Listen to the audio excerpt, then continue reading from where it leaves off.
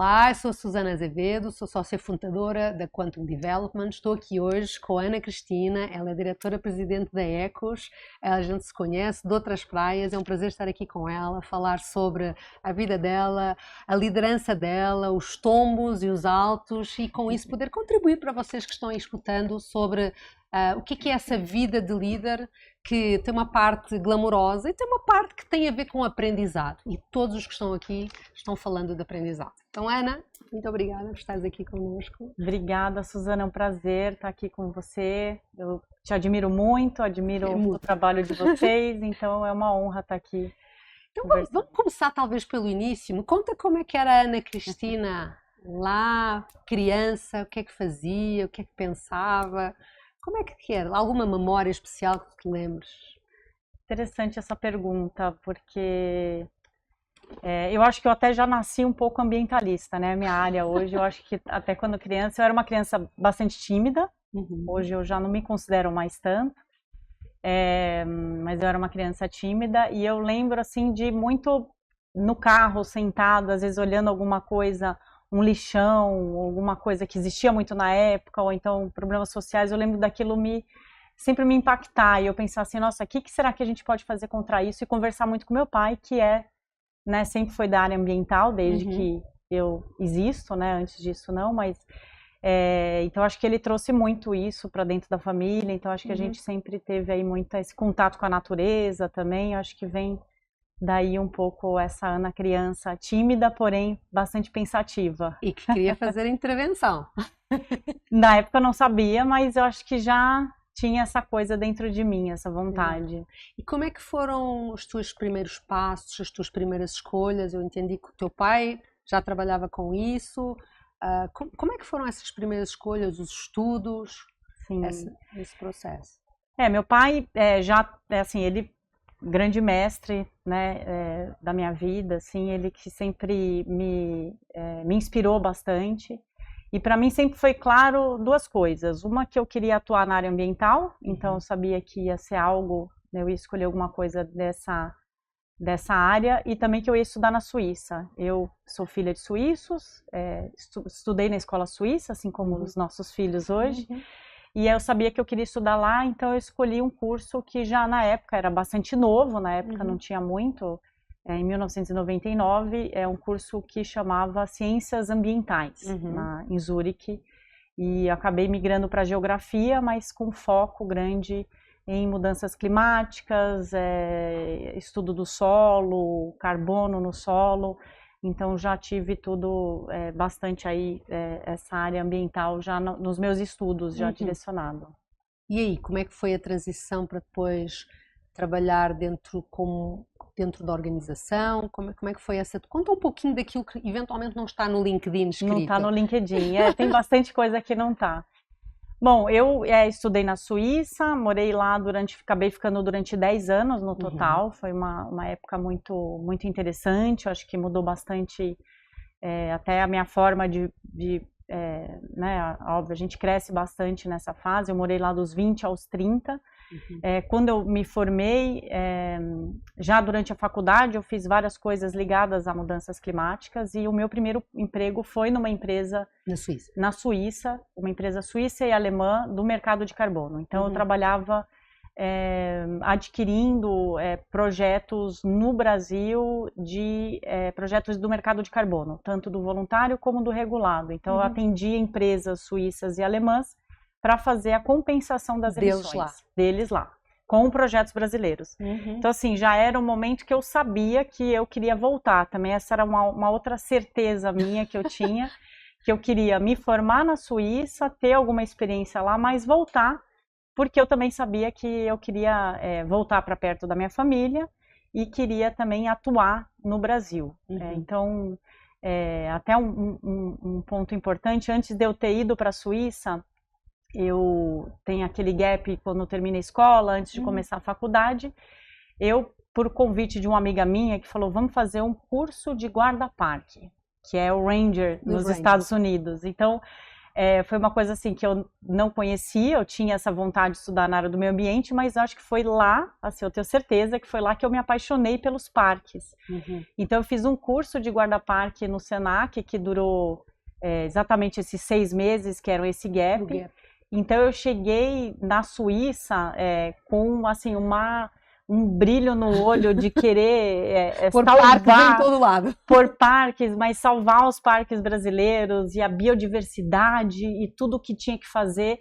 E eu cheguei na Suíça, eu acho que como essa menina de 19 anos, com aquele brilho no olho, aquela vontade, e aí eu estudei na área, entrei na faculdade lá, e eu vi que os problemas na Suíça, na verdade, eu falava assim, isso aqui é Disneylândia, aqui não tem problemas ambientais, a gente que tem problemas ambientais na Suíça.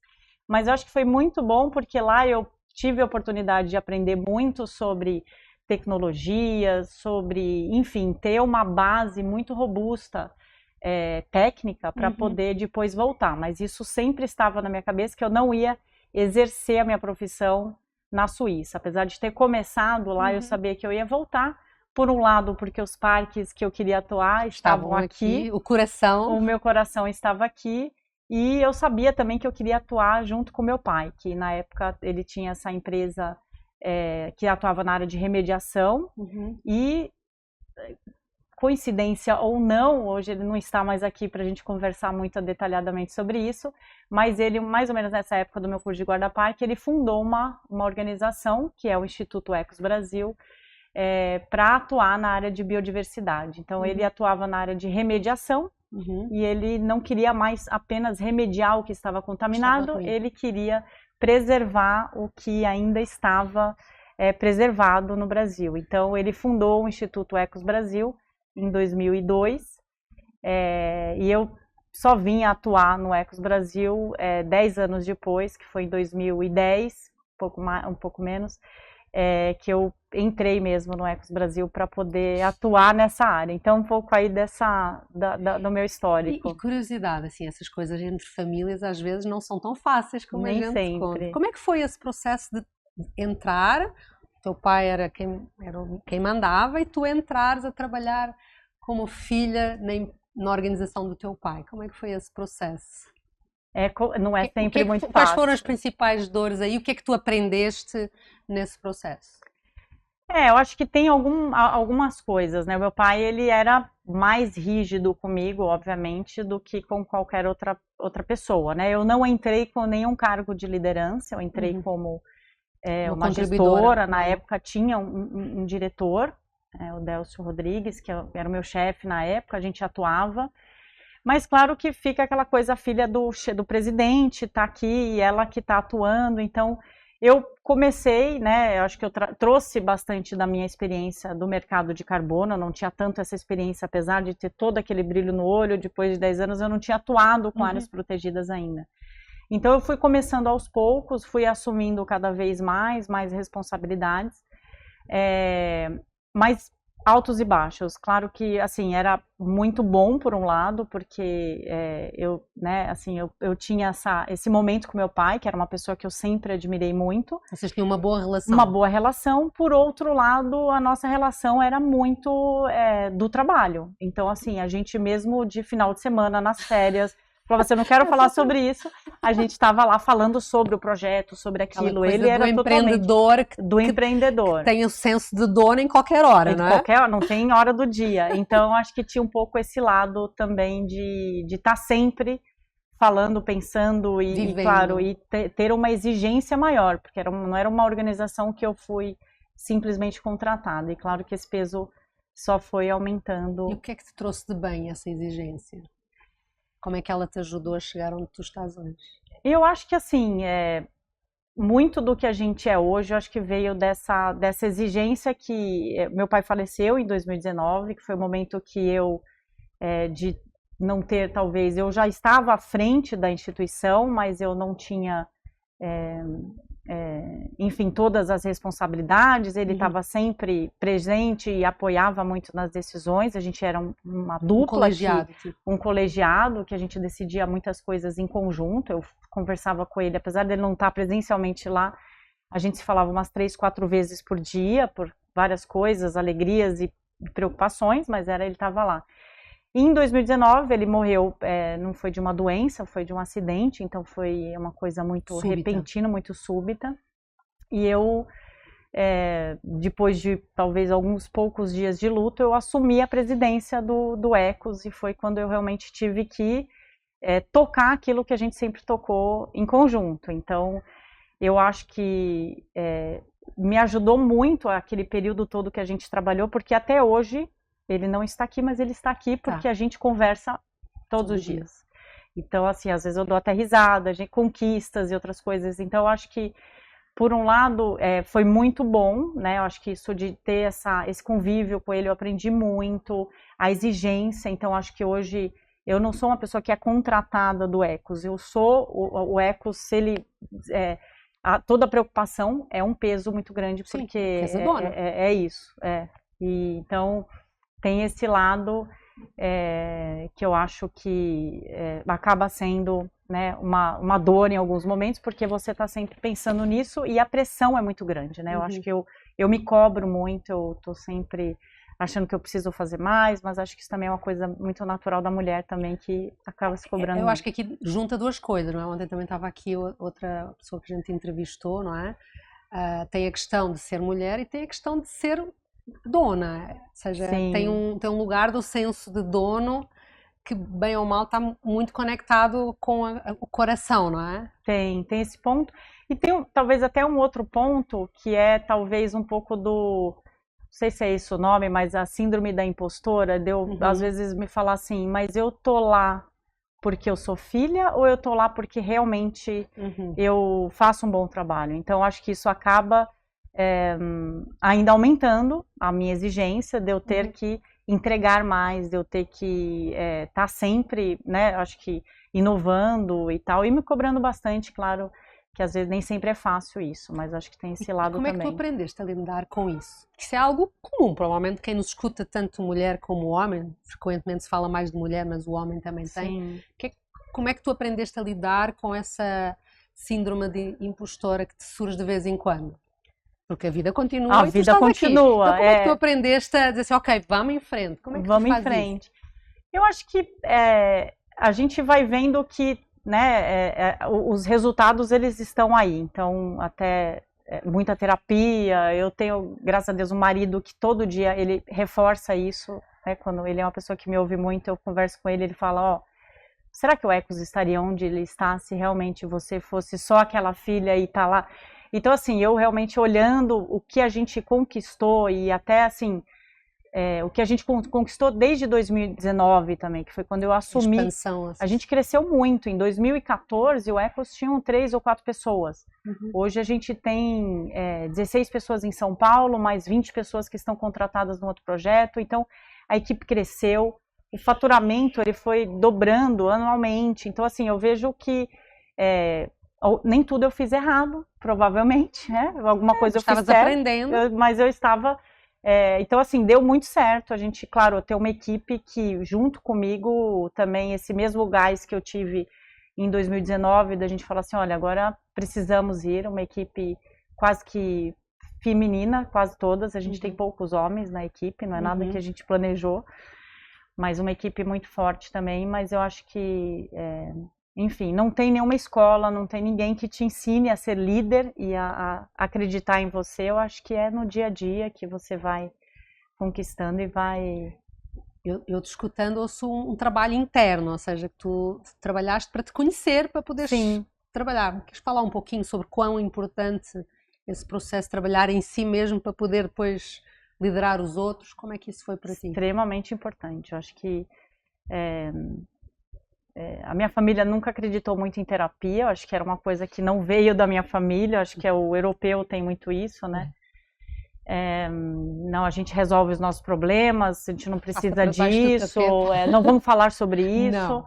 Então, eu acho que foi muito libertador quando eu comecei a fazer terapia, de eu poder falar sobre coisas, falar de medos, me autoconhecer e eu acho que aceitar também que nós temos as nossas fraquezas e que a gente tem que trabalhar e que cada um é cada um, né? Eu acho que o meu pai era uma pessoa muito forte, muito assim, uma pessoa inovadora, ele foi pioneiro na área ambiental, ele era uma pessoa assim extremamente forte, eu acabava assim me comparando muito. Sim, não deve ter sido fácil. Não foi fácil, mas eu lembro que até assim, a gente teve algumas conversas ainda, e a gente até deu muita risada, assim, que tem algumas coisas que, até o momento que a gente riu, de uma coisa que as pessoas falam muito, I did it my way, que acho que foi um velório de um amigo dele, que ele riu, ele falou assim, todo mundo quando morre fala assim, I did it my way. E algumas vezes a gente falava assim, ele falou, você faz do seu jeito, eu fazia do meu. Eu falei, você acha que eu faço do jeito errado? Ele falou, não, you did it your way, e é isso mesmo. Então assim, muitas vezes eu faço de um jeito, e hoje eu já aceito que não é o jeito dele, eu sei que algumas coisas ele teria feito diferente, mas eu fiz do meu jeito e é o jeito que eu acho que é o jeito certo, é o jeito que dá para eu fazer e é o que tá. Então, acho que terapia, certamente, acho que ter também uma família que te apoia, acho que tudo isso é extremamente importante. Como é que é, falando em família, como é que é para ti esse equilíbrio de tens filhos, marido, casa, todas aquelas cachorro. Coisas, cachorro. Como é que tu fazes para julgar esse processo? Nossa, também outra coisa que eu acho que se tiver uma solução,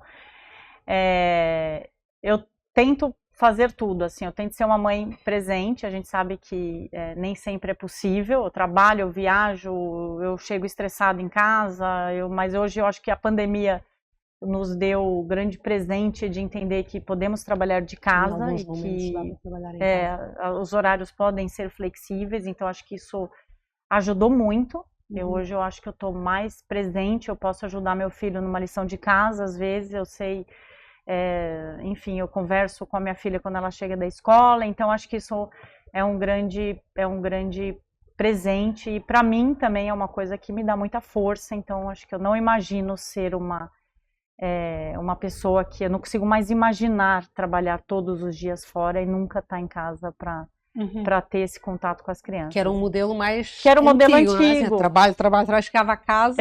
Eu lembro que até no começo da pandemia, quando a gente começou a ter calls e essas coisas, que era, para mim não existia home office, não era uma coisa, começava a call, entrava uma criança e eu falava assim, gente no telefone, assim, como se não pudesse, assim, essa é a Ana que trabalha, a diretora presidente, ela não tem uma criança por trás. E aí, depois da pandemia, você foi vendo, assim, a criança aparecia atrás e você apresentava o seu filho e, assim, era isso que eu acho que isso foi um grande presente da pandemia, eu acho. Trouxe essa humanização de trazer completa a pessoa para o ambiente de trabalho. Isso foi muito bom. Legal.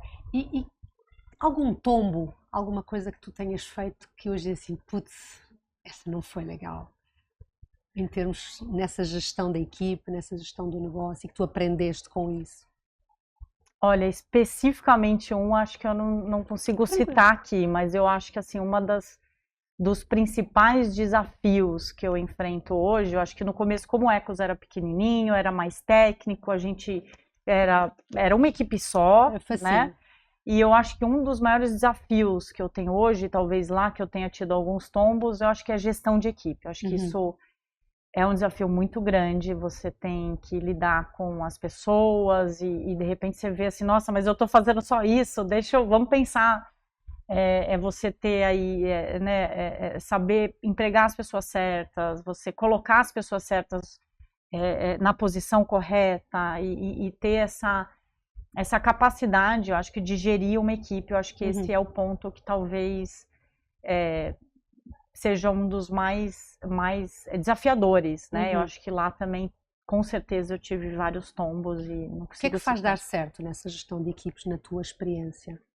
Quais são alguns elementos que tu dirias assim, se houver isto, tem uma grande probabilidade de sucesso? Porque vocês estão tendo sucesso, não é? Sim. Assim, uma das coisas que eu mais vejo e eu tento sempre falar para a equipe é que enquanto a gente tiver o prazer de trabalhar e nós temos esse privilégio de poder trabalhar com uma coisa que tem um propósito muito grande. Muito claro, né? Muito claro.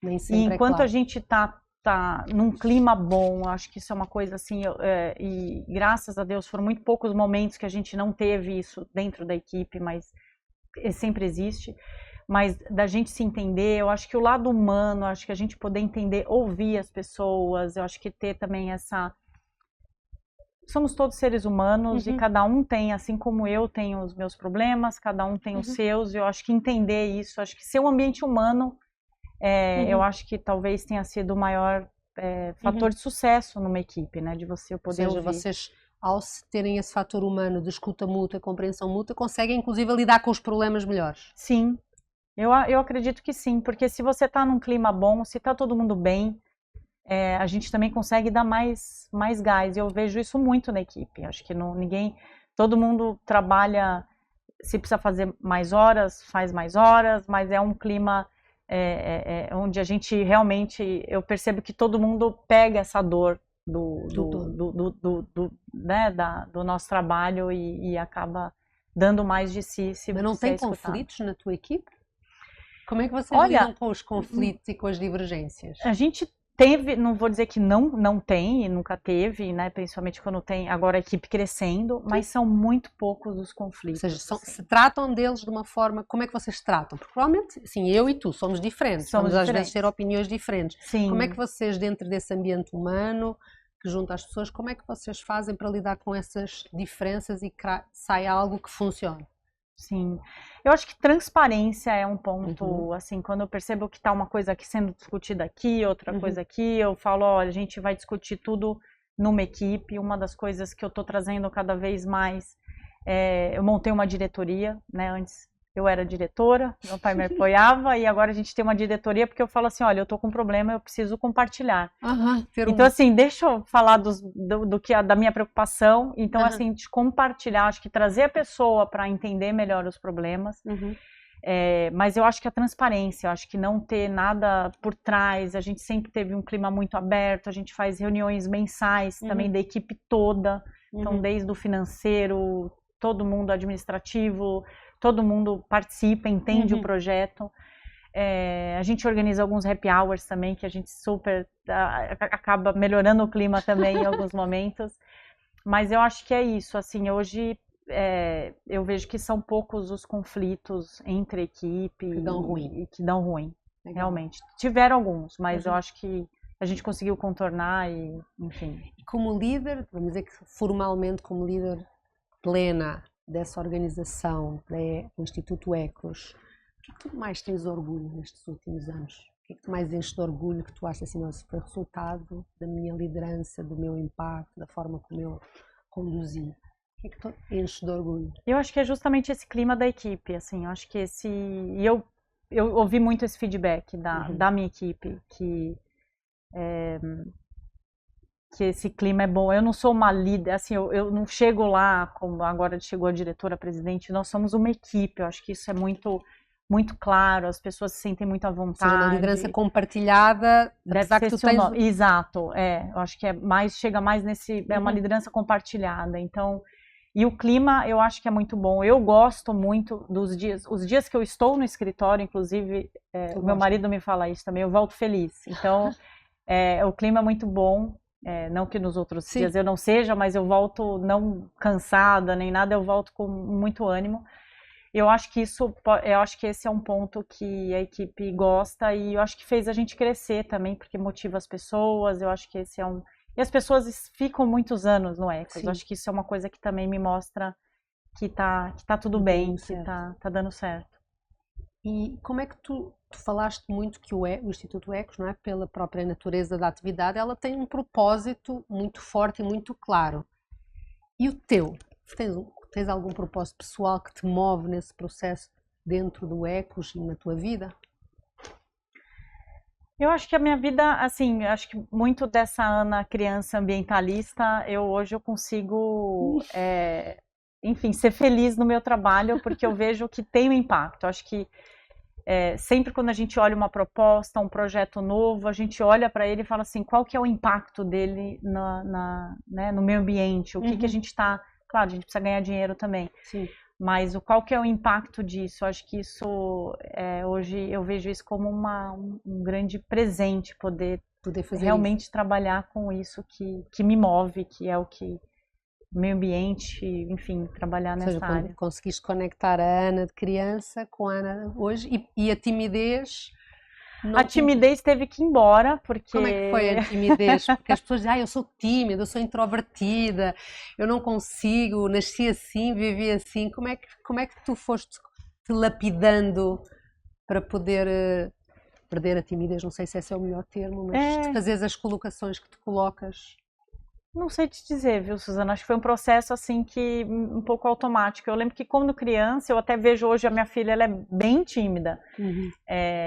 E eu não sei se eu era tão tímida assim, mas eu lembro que eu era uma pessoa introvertida. Eu acho que eu ainda sou. A pessoa não deixa de ser introvertida. Sim, ela não aprende muda. a lidar Isso. e aprender. Então, eu acho que foram tantos momentos e a gente vai aprendendo e hoje eu já não tenho dificuldade, imagina, fazer uma palestra na frente de várias pessoas, segunda-feira eu vou moderar um evento, é uma coisa que hoje, eu não vou dizer que eu faço com muita tranquilidade, assim, eu me preparo, é uma coisa que eu faço, mas eu não sofro, como talvez uma pessoa muito tímida sofreria. Então, até algumas pessoas que me conhecem falam assim, não, mas você não é introvertida. Eu falo, eu sou sim.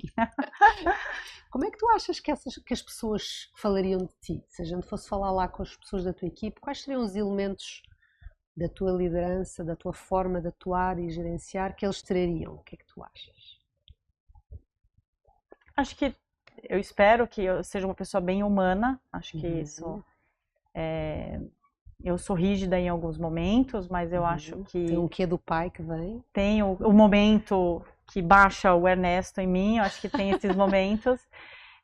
Mas eu acho que eu sou uma pessoa bem humana. Eu sou uma pessoa eu acho que isso eles falam muito, que eu sou uma liderança, né? As pessoas, até a estagiária falou assim, nossa, a Ana quando chega nem parece que ela é assim, porque é um clima tão entre, né, a equipe. Eu acho que seria mais essa parte e eu acho que eu trago muitos insights também, ideias e coisas novas. Eu acho que até uma coisa que até às vezes eu percebo assim, eu tô cansada, porque eu não tô tendo novas ideias, eu preciso até de um tempo, um retiro, alguma coisa que eu gostaria de ter mais tempo para fazer, mas eu preciso de um momento, porque é isso, né? Eu acho que você tá na frente, é você também olhar para onde vamos, estar sempre pensando em alguma coisa, mas... E a tua equipe, então, ela vai muito atrás dessas tuas ideias? Não só, muito Como é que as pessoas tu fazes trazem. para que eles também tragam essas Trazem ideias? muitas. Porque é muito difícil, imagina ficar tudo nos teus ombros, as ideias. Como é que tu promoves para que eles tragam essas ideias? Trazem muitas, e eu sou uma pessoa que também, eu acho que talvez seja outra coisa que elas vão falar de mim, é muito fácil me entusiasmar, assim, ter alguma ideia, e eu vou falando e a gente vê, e eu já falo, nossa, vamos fazer isso, vai ser ótimo. Eu acho que como todo mundo é dessa área, acaba tendo muitas ideias, e a gente tem uma equipe muito brilhante, que tem muitas ideias boas também, e a gente acaba tentando várias coisas. Nem tudo dá certo, mas a gente acaba Vejo um orgulho muito grande que tu tens nessa tua equipe. Tenho, muito grande, muito grande. Eu não sou ninguém sem eles, né? Acho que a gente é uma equipe. Legal. E é isso. Estamos chegando ao fim. Que caminho que tu vês para a frente? Que jornada tu vês aí para a frente, para ti? Enfim, é uma coisa que o Ecos é uma coisa muito colada em mim. Não sei se, né? Normalmente quando a gente vê organizações assim, né? Uma ONG, ela acaba tendo uma rotatividade em algum momento. Não tenho nenhum plano para mim no futuro. É uma coisa até que eu estou começando a pensar um pouco o que seria o meu futuro, o que eu gostaria de fazer. Eu acho que eu estou no momento que eu sinto que eu tive que dar aquele sprint e fazer muita coisa acontecer. E não tenho muito claro assim o que vão ser nos próximos dias, mas eu espero que o Ecos cresça, que a gente consiga fazer mais projetos, conseguir trabalhar em mais parques e poder realmente ter aí o impacto. Uma Ranger para poder ser. Saudade de ser uma Ranger e às vezes só. Legal. Pensando que a organização que trabalhas, ela tem esse quê de sustentabilidade, de olhar para o impacto no mundo. Que mundo tu gostarias de ver, assim, só para terminarmos? Se a gente pensasse, tens filhos, isso, que mundo tu gostarias de estar vendo? Alguns elementos desse mundo, assim, a gente não consegue ter a certeza, mas quais são alguns elementos que tu achas que são importantes para todos os líderes que estejam aqui escutando ou outros que vão fazer a diferença?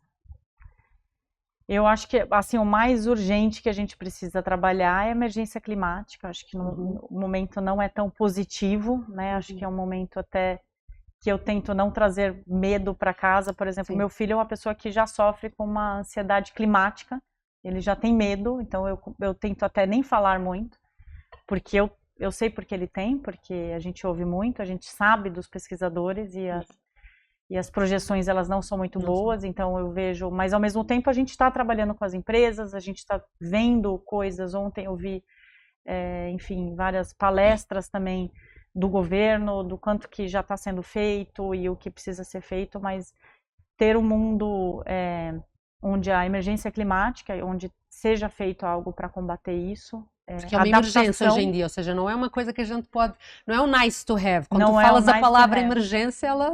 Emergência climática, assim, a gente já nem fala mais em mitigação climática, a gente já está falando em adaptação, então acho que é isso, e a gente que trabalha nessa área, a gente vê quem são as pessoas que mais estão sofrendo com as mudanças climáticas, são as pessoas mais vulneráveis, então eu acho que a gente ter um trabalho nesse sentido, a gente ter as pessoas entendendo isso e a gente vê que isso está acontecendo, né, assim, tá aí, todo mundo tá vendo que o clima mudou e que as coisas estão acontecendo, mas acho que em algum momento, quando isso for reconhecido mais fortemente, todos terem uma ação nesse sentido, vai ser um mundo melhor, esperamos que sim. Não está muito positivo agora, né, mas... mas acho que a criança Ana está, nós estamos aqui, acho que uma conversa de cada vez a gente vai conseguindo mudar, não sabemos quando. Não sabemos quando. Mas eu acho que estarmos aqui a falar sobre isso é importante, então obrigada por partilhares isso com quem está aí nos escutando. É possível agregar valor, é possível resultados financeiros e é possível fazer isso de uma forma humana em que as pessoas gostem e se engajem e tragam protagonismo no seu trabalho, não é? Sim. Então, Ana, muito obrigada mais uma vez por estar aqui. É uma honra poder-te entrevistar. Quem estiver aí, espero que tenham gostado. Vejam as outras entrevistas que a gente vai pondo no canal do YouTube e até à próxima. Muito obrigada.